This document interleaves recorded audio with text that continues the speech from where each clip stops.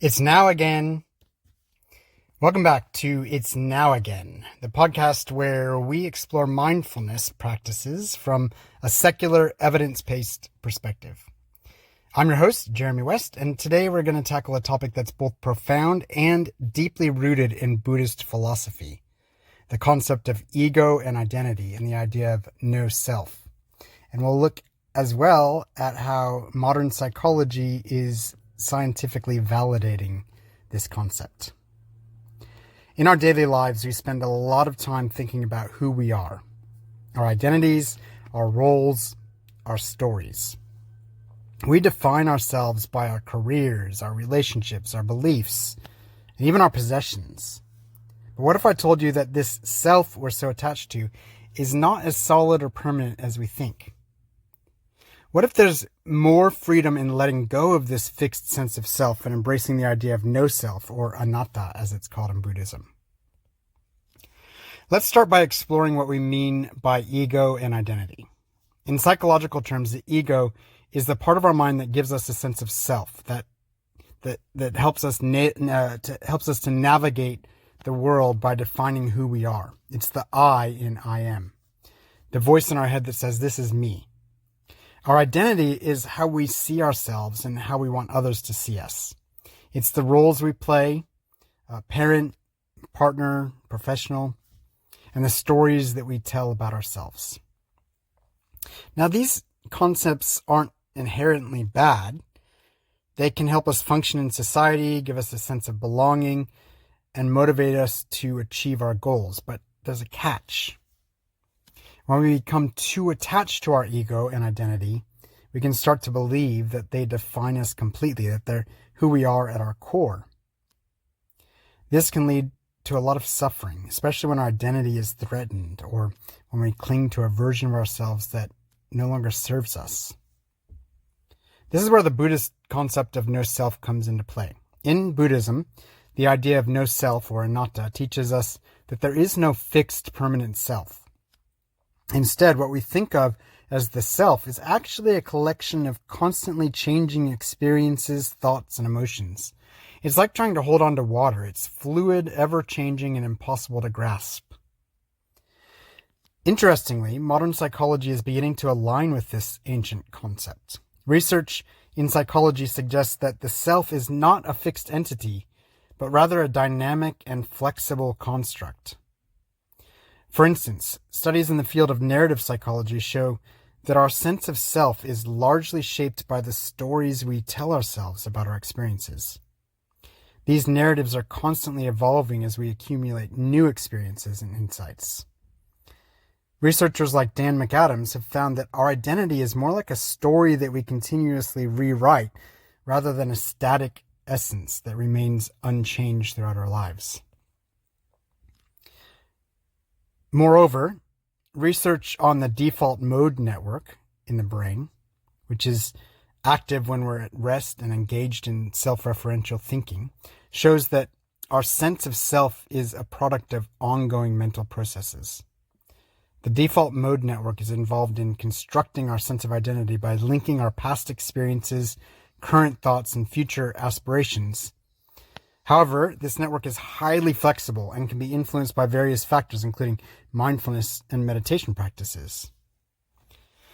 Studies have shown that mindfulness practices can reduce the activity in the default mode network, leading to a diminished sense of a fixed central self and a greater awareness of the fluid, interconnected nature of our experiences. Think about it. You are not the same person you were 5 years ago, or even 5 minutes ago. Your thoughts, feelings, and circumstances are always in flux.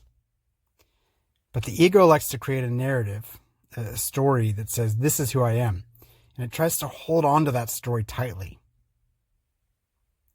When we start to see through this illusion of a fixed self, we open ourselves up to a greater sense of freedom and peace. Here's an analogy that might help. Imagine you're wearing a mask. This mask represents your identity, how you see yourself and how you want others to see you. Over time, you might start to forget that you're wearing a mask.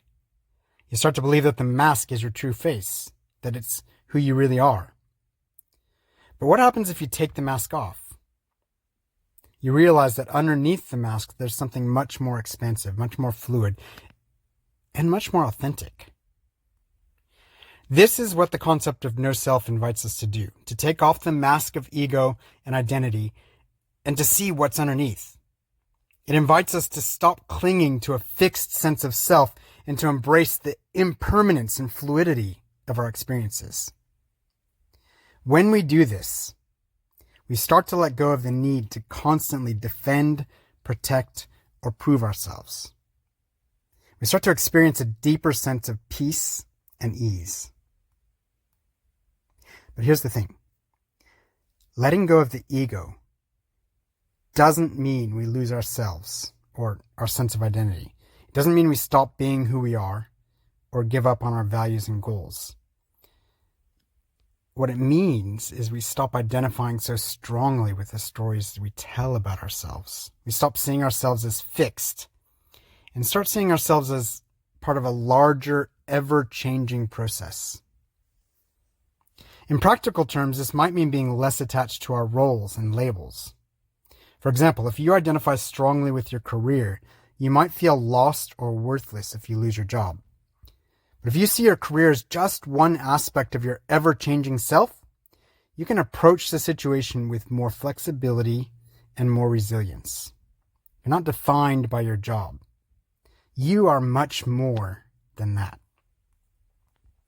Another important aspect of this practice is recognizing the stories we tell about ourselves. The ego loves to create narratives. I'm successful. I'm a failure. I'm this kind of person. These stories can be helpful in making sense of our experiences, but they can also be limiting. When we start to see these stories for what they are, just stories, not absolute truths, we can start to loosen our attachment to them. We can start to see ourselves more clearly without the filter of ego. So how do we begin to let go of the ego and embrace the idea of no self?